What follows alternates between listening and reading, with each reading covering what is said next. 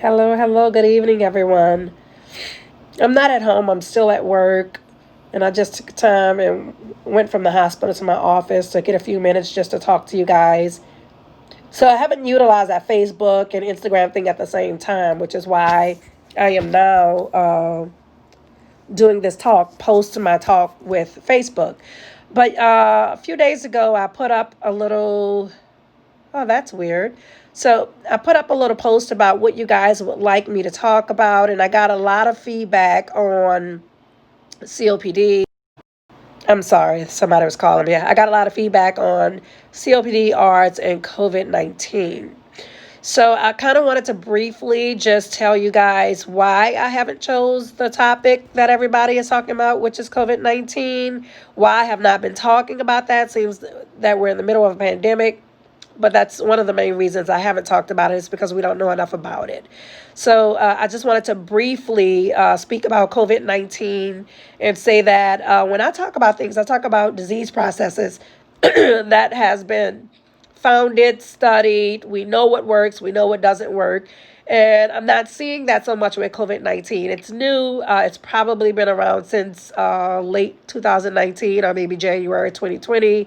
But when we saw the most effects was late February through late April.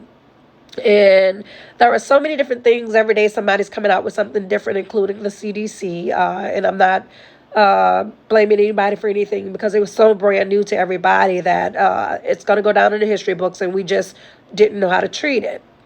I think that we have gained some insight on how to treat COVID 19, but not enough. It's not consistent. So you could treat two patients the exact same way, even to today, and one may die and one may live.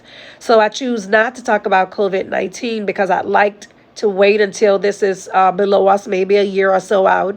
We have more studies, we have more information, we know what works, what doesn't work. What I can tell you, it's very easy to kill prior to getting into your body, but when it gets into your body, it's very hard to control.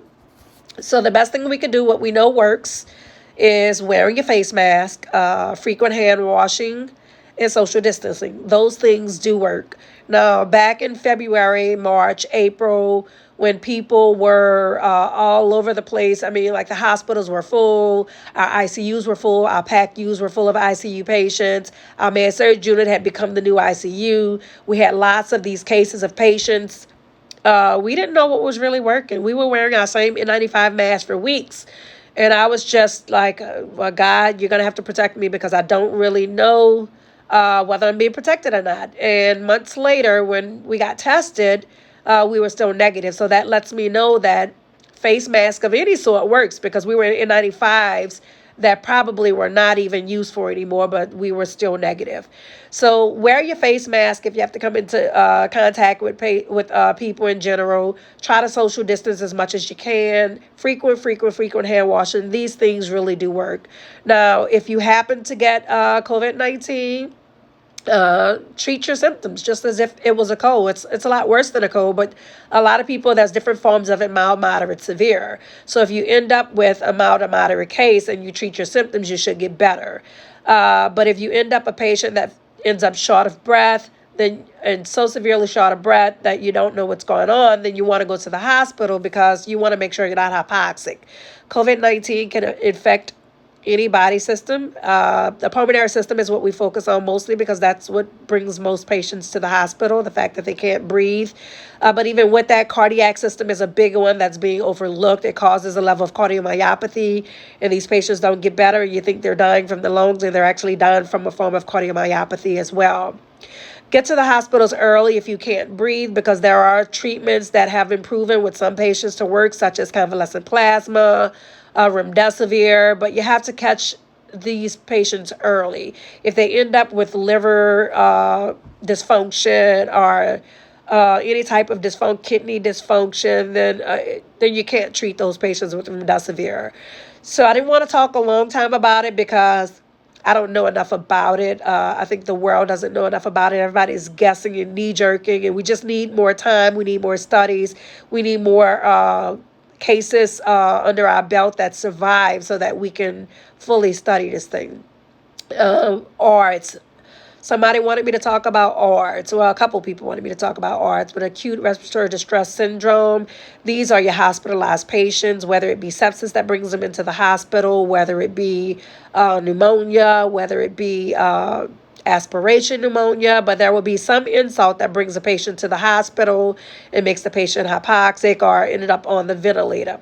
When these people end up on the ventilator, then what you will notice about them is that they still do not oxygenate well.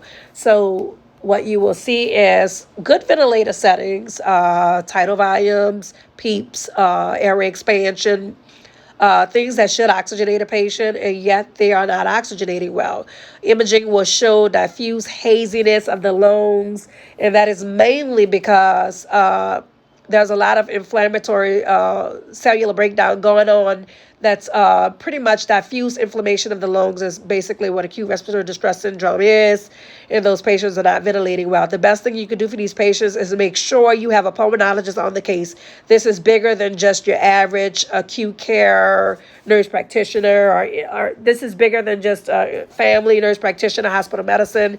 You are going to want pulmonology on the case. What you should typically anticipate them doing is dropping the tidal volumes down on your ventilator settings. You will see them paralyze your patient so that the patient can stop utilizing processes that are working against them, and they would just give these patients time and frequent serial imaging and ABGs. And some of these patients get better and some of them don't, but people do recover from ARDS. But what you should expect to see or anticipate with pulmonology is low tidal volumes, increased oxygenation, and paralyzing your patients. You don't want these patients taking any effort, maximizing any effort to try to stay alive. The body does that naturally, and we want to cut all those processes out because sometimes they work against you. Next topic was COPD. What is COPD? Chronic obstructive pulmonary disease. It is different from asthma because it is irreversible. There are acute and chronic cases. In your acute cases, you can get back to the baseline function of whatever the COPD baseline is. How do we treat these? All patients will need SABA, short-acting beta agonism. That is short for like your albuterols, your rescue drugs.